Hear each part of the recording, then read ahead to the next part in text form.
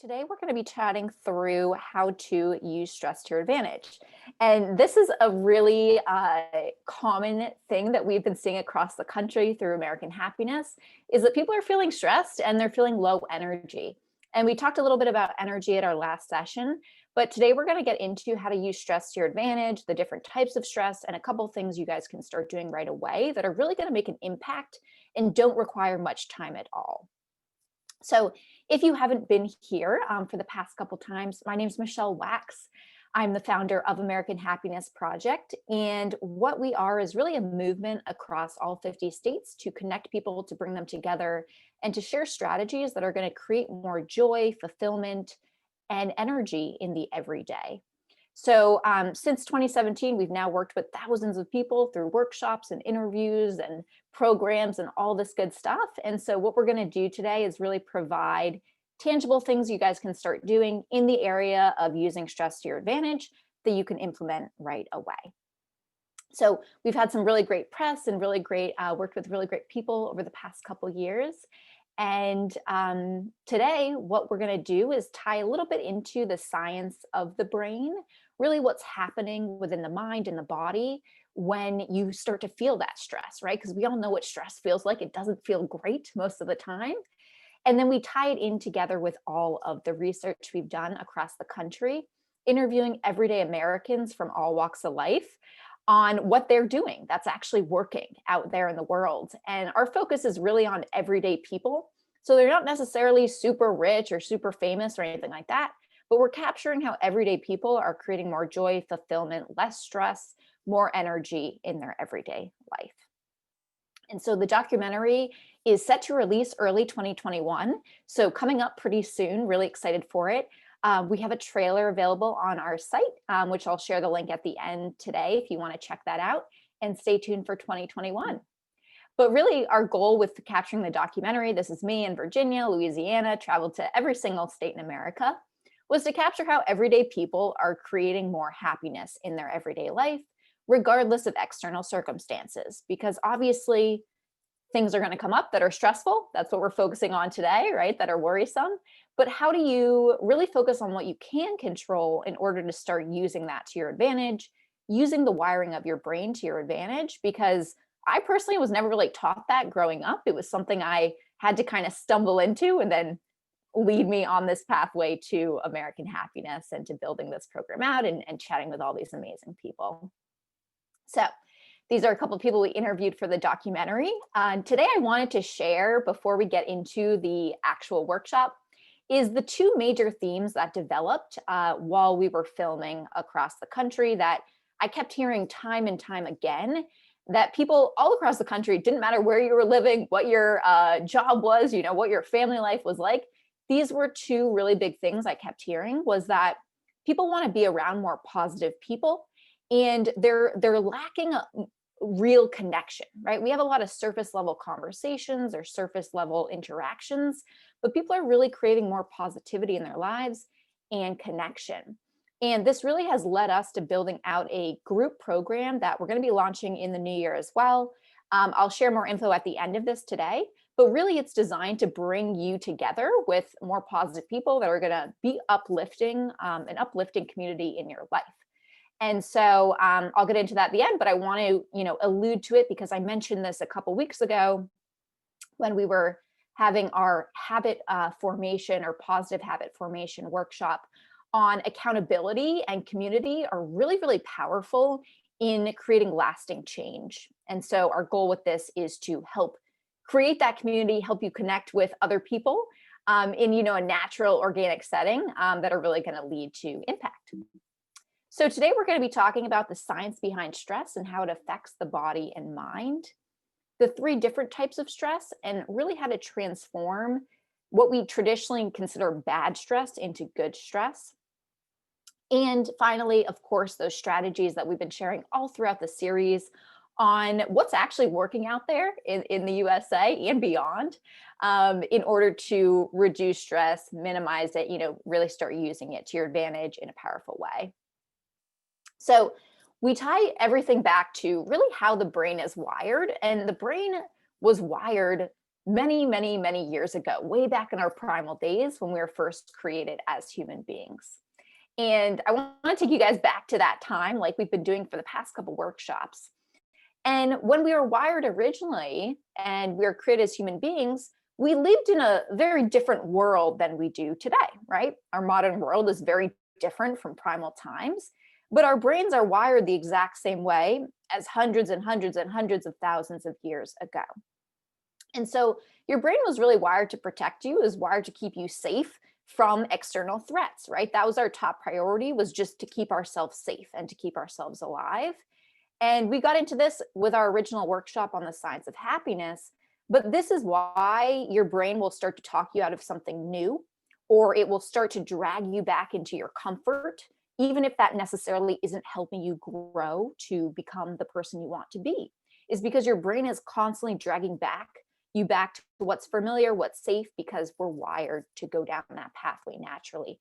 And it takes consistent effort. It takes rewiring the brain, which we got into in the first workshop, in order to create those neural pathways that are going to allow you to really train your mind to interact with yourself, with the world, with other people in your life in the way you want to. So today, in terms of stress, I want to go back to our primal times again and mention the fight or flight response, which we got into a little bit with our previous workshop. But really, this was a response that, again, going back to that baseline level of what the brain is trying to do as a human being is protect you. This was wired into us to protect us from any threats in our world, really. And in our primal times, you know, the most common threats were things like this bear about to attack us, right? But really, the response allowed you to stand and fight that threat or to run away from it. And what happens is that your body shifts. It physically shifts when we go into this fight or flight response, when we sense a threat in our environment. And a modern day example of this is if you're driving in your car, a car suddenly swerves into your lane, right? Or you sense it is about to. You swerve your car, your body goes into that really adrenaline. All these different things you see on the screen here are happening within the body because of that fight or flight response that's designed to keep you safe. Now, what's happening here is that our bodies have two different systems going on, right? So the sympathetic system on the left is really that fight or flight response. It's needed for short-term survival because that helps us protect ourselves and to keep us safe from any threats. The parasympathetic nervous system is really necessary for that repair, that restoring, for healing within our body, for having that inner peace, that calm. It's on the other end of things. And these two systems work together. Ideally, they are in balance, right? Ideally, when we get into a stressful situation, our parasympathetic system is able to relax us, to bring us down after a short amount of time. And this helped us, avoid these wild animals and to restore balance after sensing a threat. We either ran away, we stood and fought it. Now, our body is designed to handle this in the short term, right? Going back to this image here, it's actually needed for short term for you to have that response and for your body to rush those chemicals to these different areas to really keep you safe and to keep you alive. But the issue is that this fight or flight response can be triggered within the mind alone by our thought process, by something we perceive as a threat, even if it is not an immediate danger to us. And this is where it gets a little dicey in the world of stress and energy levels in general. A perceived threat could be anything like a difficult conversation you're anticipating having, right? You're going over that time and time again in your head. Maybe you sent the wrong email to someone at work, right? That wasn't supposed to be sent. You're dwelling on it. You're thinking, oh man, I shouldn't have done that. You keep going over it in your head time and time again. Even though this is what's happening in your mind, it's thought process, it's triggering that fight or flight response. This is something unique to human beings because with animals, they get into that fight or flight state, but then they are able to restore quickly, get back into that parasympathetic really restoration and repair area. But with human beings, we have the potential to trigger this thought triggered fight or flight all day, every day. And the news and work and people in our life make it very easy to go into this direction. All right. So if we're constantly in this sympathetic nervous system, It's not really great for our bodies, our stress levels, of course, our energy levels in general, because we're really remaining stuck in that. And I illustrated this point the other week when we chatted about energy levels, is that these two systems are really like driving a car, right? The sympathetic system is your foot's on the gas, right? You're on alert. Your body has all these things happening in it to protect yourself. The parasympathetic system is really the brake. It's slowing you down, it's allowing your body to repair and restore. But what happens is that if we're having this thought triggered fight or flight, these perceived threats, which are happening all day, every day for a lot of people, we constantly have our foot on the gas and we're flying through, and our body is really taking a toll from this thought triggered fight or flight because we're getting knocked out of balance, right? All these different things are happening within the body. Now, the thing is that with stress specifically, if this is left unchecked, if we don't find ways to bring that parasympathetic system back into play, to balance out, to slow down that car that's flying down the road, this is where it leads to chronic stress because our sympathetic system is constantly running. And this is where longer term issues often develop, right? Things like heart disease, fatigue, headaches, depression, all these things can develop from having that thought triggered fight or flight going all day, every day, because your body is really taking a toll from what's being experienced in your mind, your thought process. So, as I mentioned before, right, due to ourselves having, all this connection via the internet and television and the radio and just Zoom meetings and whatever else you're doing, it makes it very easy in our world to be stuck in this thought triggered fight or flight all the time. All right. So it's any of these things. There's many other things that go into this, but here's a couple examples, right? And so it can often feel like this, whereas so much is happening in the mind. It's where you wake up and you feel exhausted, 2 hours into the day, or you need 3 cups of coffee to get you through the day, or you're just feeling fatigued or kind of just blah, right? Is because all these things are happening in the mind. It's affecting the body as well. So, to get into good versus bad stress, there's actually 3 different types of stress. And some of these are good for our bodies because it allows us to adapt, to challenge ourselves, to grow from it, to strengthen. Others, we want to find ways to really ease up on. You're probably not going to be able to eliminate it entirely, but we want to get back into that parasympathetic state as much as we can to allow our body to really heal, to restore, to give us that energy that we're likely craving. So good stress is called eustress. And what that is things like, riding a roller coaster or working out, right? That roller coaster rush we feel, that's good stress. Often for a lot of people, for some people, they hate it, right? But a lot of people, that roller coaster, that thrill, that excitement, that's good stress, right? Your body is having a reaction, right? It feels that adrenaline, but it's good stress. It's providing some excitement and some thrill. Same thing with working out or exercising.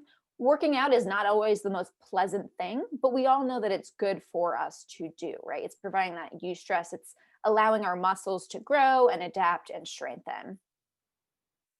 Now, acute stress is a form of stress that is very often very short term. And it's things like being stuck in traffic or having a cold shower or splashing your face with cold water, even maybe going outside in the wintertime. If you don't have the right coat on, right, you feel that kind of that tenseness happening in your body. And acute stress is okay because, again, our body is meant to handle stress in the short term, right? We were designed to do that, to have it for a couple minutes. Often a cold shower is just a couple minutes. Sitting in traffic hopefully isn't that long. Your body's able to go back into that restoration, that repair, a lot quicker than our next type of stress, which is chronic stress. And this is, again, often when that mind, that thought process is triggering the fight or flight response constantly. And this is where a lot of people are, just with what's happening in the world. And if you don't take time to focus on calming the mind, and it can be things like, if you wake up in the middle of the night, you start worrying about everything you have to do that day, or things happening at work or in your family or relationships, right? if you're having problems, if you're having really tense conversations, right? The news certainly doesn't make it difficult to get stuck in this state as well, right? You turn on the TV, or you even go on the, some news website, the internet, and of course that's going to be firing off, right? Because it's often geared towards what's going wrong, not what's going right. And so this is when we stay stuck in this chronic stress that can really lead to low energy levels, but also more severe conditions long term. So to manage and minimize acute and chronic stress, really what we want to do is restore homeostasis, which is balance in the body, right? We want to essentially have that car going. So we have, a good amount of speed, but we also have the brake going when we need it to.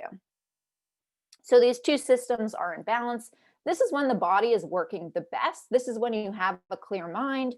This is when you have the most energy. It's really when these two systems are in balance. And really the easiest way to get this parasympathetic system working better and having it work quicker, really, because obviously things are going to come up that will stress us out. But really, we want to engage the parasympathetic system quicker and easier when these things do arise. All right. So I want to introduce you guys to the vagus nerve. And this is a nerve that very, very large, as you can see. It runs, all the way from the brain all the way down to the gut. And it really has a lot of interaction with a lot of different organs and components of the body. And it's been shown that with a toned vagus nerve, right, this nerve, this yellow nerve you see everywhere here on the image, the parasympathetic system works better. And it's also activated quicker.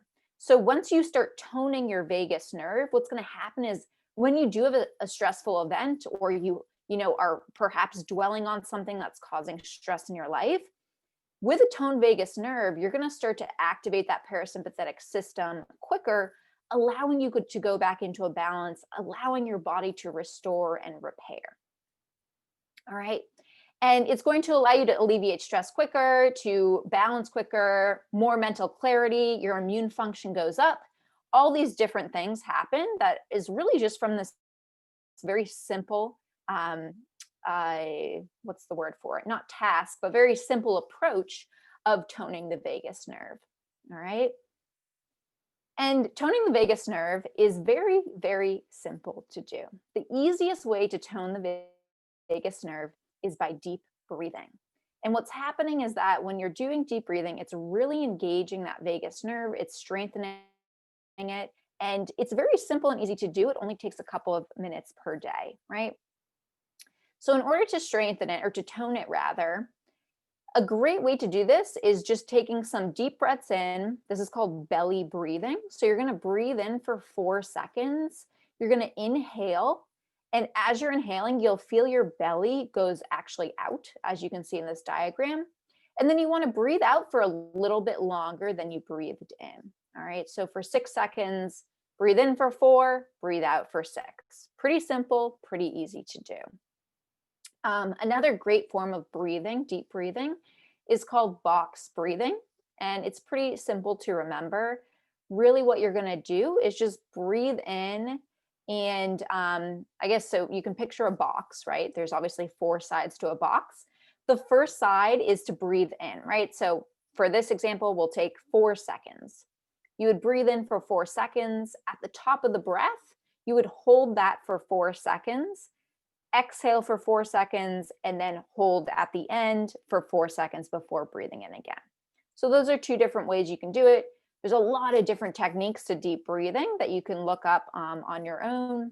Happy to send anyone who would like them after this, some suggestions, but a really great and simple way to tone that vagus nerve that allows your parasympathetic system to really be activated quicker.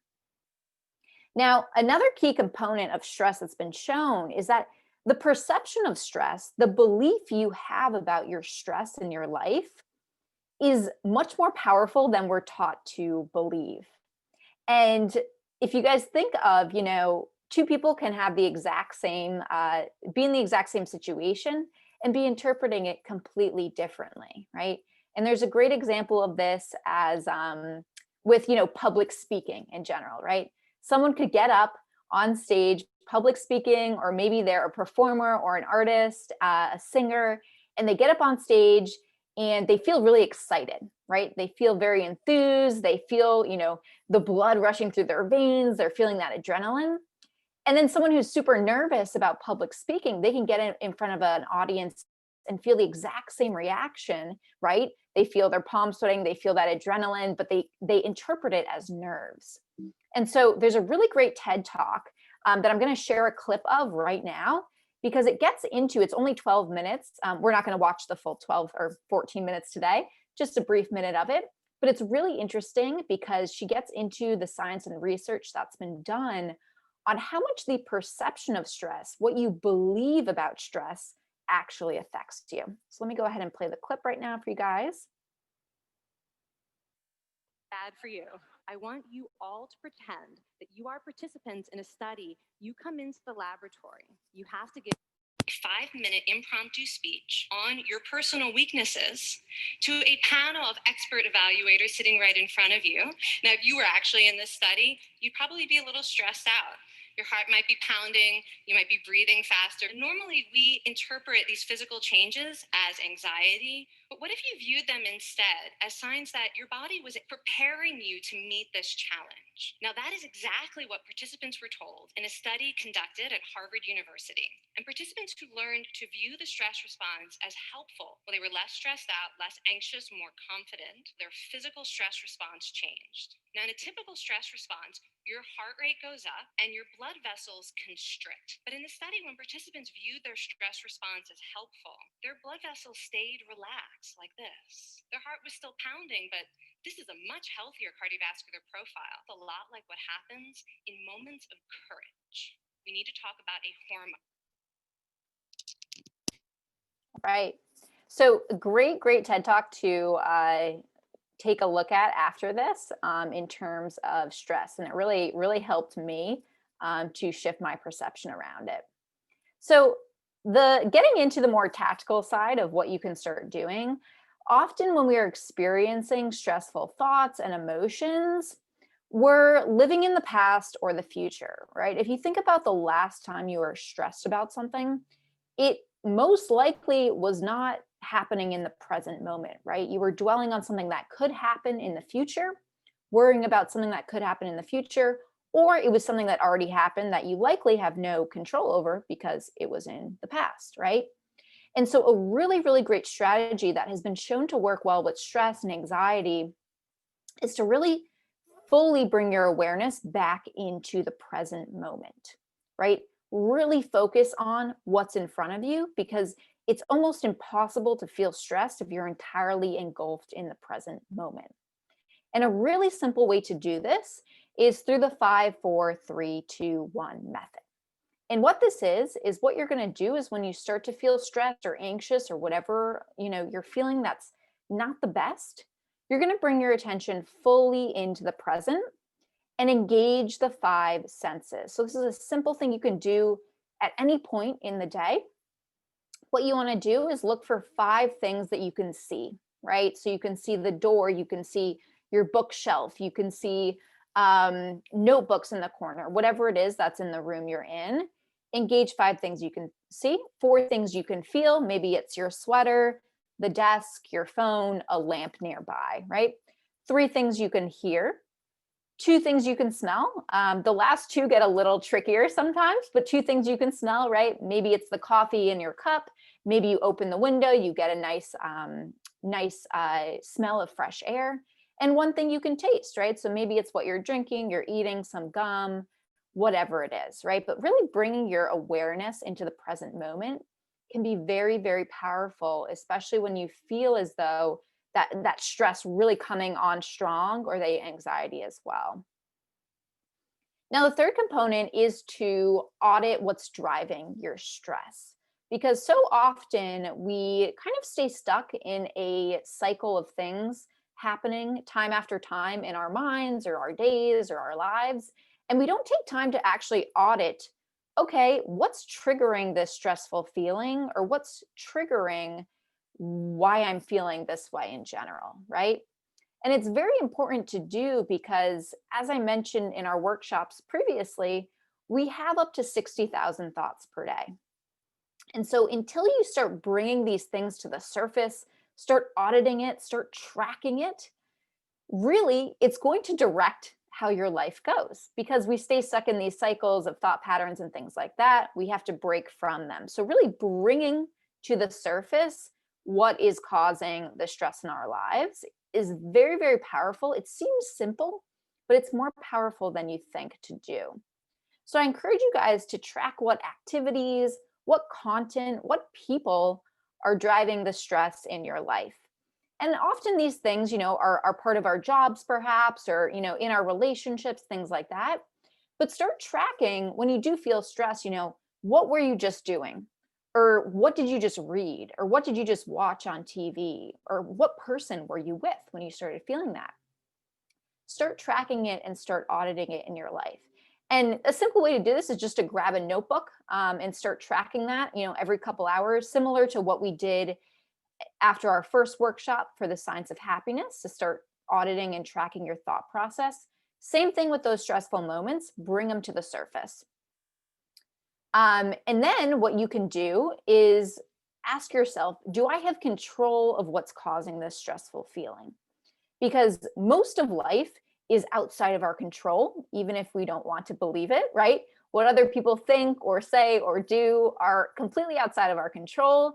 A lot of things that happen out in the world are outside of our control. Really, what we can control is ourselves and our response to what's happening around us.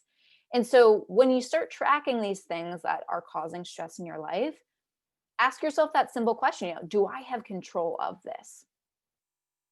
If you do have control, right? So our first step is to bring awareness.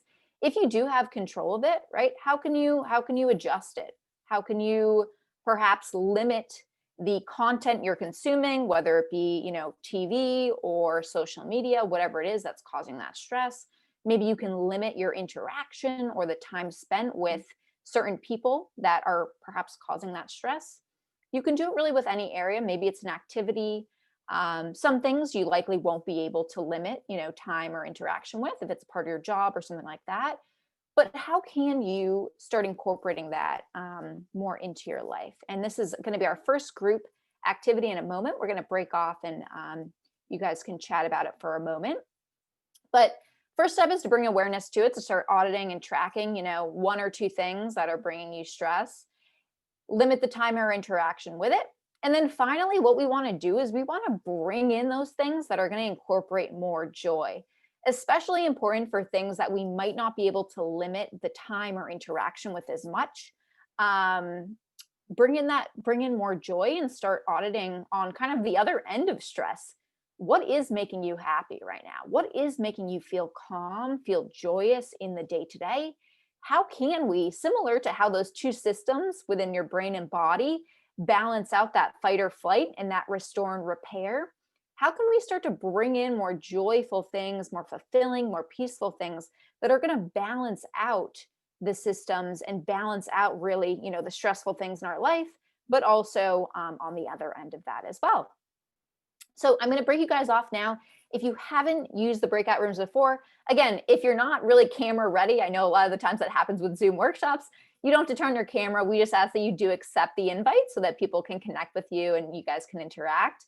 This is going to be the first prompt question that we send out. What's an area in your life that is causing stress currently? It could be something, really, simple, such as, first thing in the morning, you turn on the news, that causes stress, right? Or it could be something bigger, whatever you're comfortable sharing. And then how can you start to limit the trigger to that stress or incorporate more joy into the everyday, depending on what it is? And let me go ahead and stop the share. I'll also send those prompts out for you guys.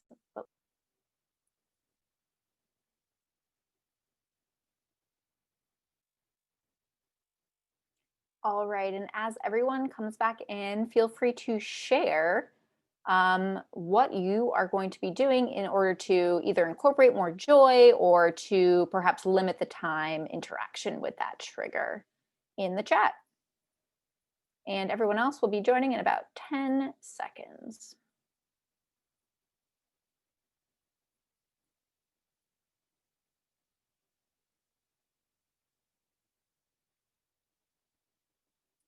All right. So as everyone continues to join back in, feel free to type in the chat. What's the thing that's stressing you out? How are you going to limit that trigger or incorporate more joy? And what that is for you. Feel free to share. It's always good to hear what other people are thinking and doing, and can hopefully spark some ideas for everyone. All right. So let's keep going here. Let me go ahead and share my screen again. All right. So the fourth area that you can really help to reduce stress and to really, again, activate that parasympathetic system is through meditation. And meditation can freak people out, or people think they can't do it. But really, meditation, anyone can do it. If you haven't ever done it in your life, it's with anything, right? It's going to take some consistent effort really to really make an impact, but you can start doing it today for a couple minutes. And a lot of the times people think that with meditation, you have to be, super silent, and you have to be, sitting on the floor with your legs crossed, and it has to be this very Zen experience. But meditation can be experienced while you're walking in the woods. It can be experienced when you're doing a guided meditation or just listening to music. Really, what it is it's bringing focus to either your breath or to an area of your body or to I love guided meditation. So someone's voice, having them walk through how really the things that you can bring attention to, whether it be gratitude or peace or just feeling more calm. Very, very beneficial to do. And I want to get into the science of why meditation actually works, because up until I learned this, I was not into meditation at all. I thought it was kind of this like fluffy concept where I knew it was probably good to do, but I didn't know why it actually worked. And I read this really great book that I highly recommend. It's called Breaking the Habit of Being Yourself by Dr. Joe Dispenza. And he's really great because he ties in science with meditation and a little bit more metaphysical as well. So he kind of ties in the science of why meditation works and has some great ones to do. But on a high level today, I want to get into why it's very powerful. Because when you go into a meditative state, really what's happening is your brain waves are slowing down. So in your normal day-to-day life, probably what you're in right now, you're in beta waves, right? And you can see those at the top of the screen here. This is normal alert consciousness. Your brain waves are moving fairly quickly. When you're feeling more relaxed, maybe it's the end of the day, you're reading a good book or drinking a cup of tea, you're feeling more relaxed and calm, or you're in light meditation, right? Maybe you're listening to some good music, or maybe you're going for a walk somewhere. Your brainwaves slow down into alpha mode. When you get into deeper meditation or deeper relaxation, you then go into theta waves, and finally delta waves are really deep meditation that takes often years and years to get into, or sleep, and that's the lowest waves you could get into. But what happens is that when you're slowing down your brain waves, you're able to activate that parasympathetic system. You go into that restoring, that rejuvenation. Your parasympathetic system gets activated. And so it's important to slow down the brain waves as much as you can, even if it's just for a couple, minutes a day. Get into that state. Very, very helpful to do. Now, the other thing about slowing down the brain waves is that if you were at our positive habit formation workshop, you'll remember that a lot of our habits, our beliefs, and really the thoughts we're having each and every day are encoded into the subconscious mind, because the subconscious is about 95% of the total mind. 5% is our conscious mind, which is, active day to day. So a lot of our habits and beliefs and how we feel about ourselves and the world is encoded into the subconscious. Now, when you lower your brain waves, you lower them down into this alpha, this theta wave, you're actually able to dip into the subconscious mind. So I'm not going to go too into this today. It's really fascinating because you have greater access to changing your habits and behaviors when you're in a meditative state, because your brain waves are operating at this level. So I'm happy to go into this with anyone, post workshop, but very interesting and very powerful to do. All right, so continuing on. So these are really the 4 areas you want to focus on to, again, lock in that parasympathetic system more, tone that vagus nerve through deep breathing, bring presence into the present moment for the engaging the 5 senses. 5 things you can see, 4 things you can touch, 3 things you can hear, 2 things you can smell, 1 thing you can taste.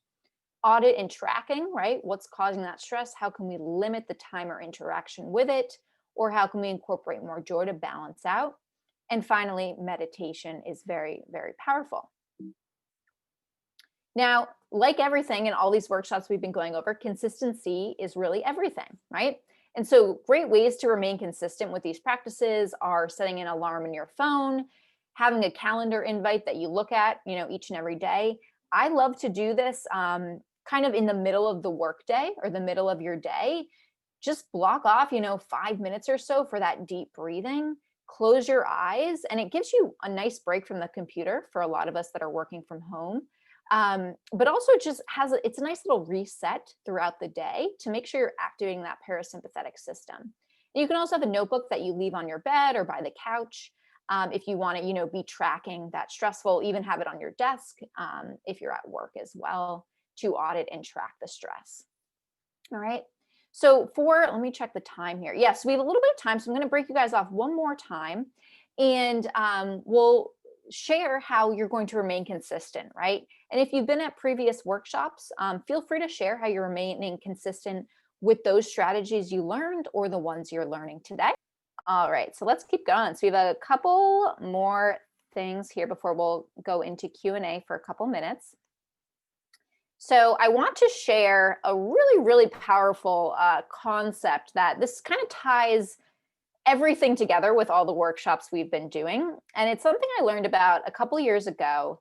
And it's something that's been happening throughout your entire life, likely all day, every day. And it's very powerful when you learn how to leverage it and to really start using it to your advantage. So the reticular activating system is a collection of neurons in your brain that is really filtering your world all day, every day to the people you're experiencing, the interactions, the events happening in your life.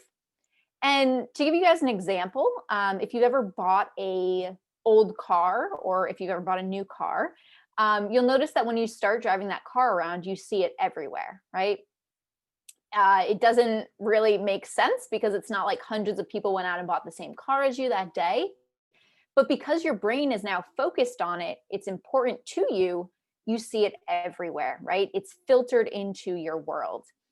Another great example of this is the last time that you were in, a really loud area, probably not recently, but also if you've ever been in a crowded area. And it's hard to hear the person that you're talking to, but from across the room, suddenly someone says your name and you instinctively hear your name, right? You hear it through the crowd, through the noise when you really shouldn't be able to. That's because your entire life, your reticular activating system has found your name important and for you to focus on it. And so it really gets filtered into your life much more than something else would because your reticular activating system is focused on it. This is why goal setting is very, very powerful. This is why beginning your day on a positive note is very, very powerful. Because what happens over time is that whatever you're focusing on, your brain is finding important. And so this can work in either way, right? In either direction. If you're constantly focusing on all the stressful things that are coming up that could be happening in the past or could be happening in the future, have happened in the past, right? We're living in that past or future. Listening to stressful things, maybe on the news or in the media or wherever it is in your life, we're going to filter in more of that because your reticular activating system is registering, oh, this is important to this person. Let's bring them in more of it, right? Let's bring in more of the stress, more of the worry. But it also works on the other end of things, right?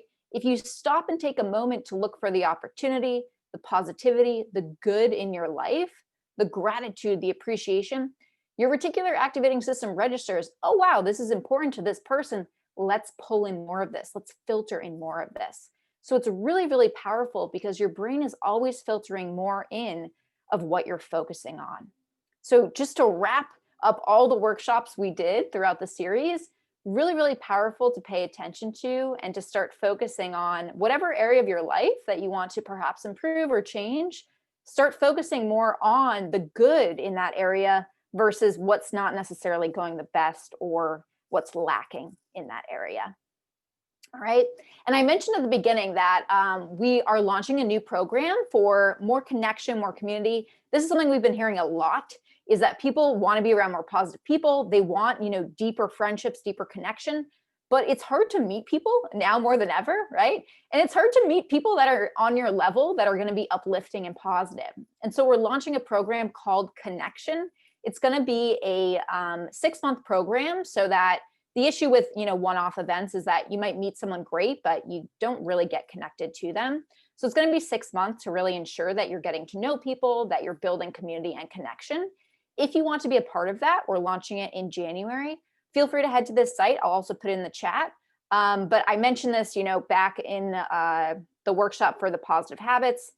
Accountability, community, positive people, very, very big in lasting change. And so if you're interested, check it out. We're really excited for it. So today we talked about the science behind stress, how it affects the body, right? That fight or flight response that is often triggered by thoughts alone. 3 different types of stress, right? That eustress, working out, roller coasters, acute stress, cold showers, being stuck in traffic, and chronic long-term stress, when that mind is constantly running and you're going to that place of worry, tense conversations, problems and relationships, things like that. And the top strategies you guys can start doing: toning that vagus nerve through the deep breathing, right? Really, all of these are activating the parasympathetic system a lot quicker. And it allows your body to go back into a state of balance, bringing awareness to the present moment when you're feeling that stress or anxiety through the 5, 4, 3, 2, 1 method, engaging all the senses, auditing, tracking what's triggering stress, seeing how you can limit the time or interaction with certain people or events or content, or bring in more joy. Ideally, always bring in more joy. And then finally, the meditation as well. And meditation could be guided meditation. It could be working out. It's really just getting your brain to focus on one area. So that's all I got. Here's the site for this. Let me go ahead and stop my share here.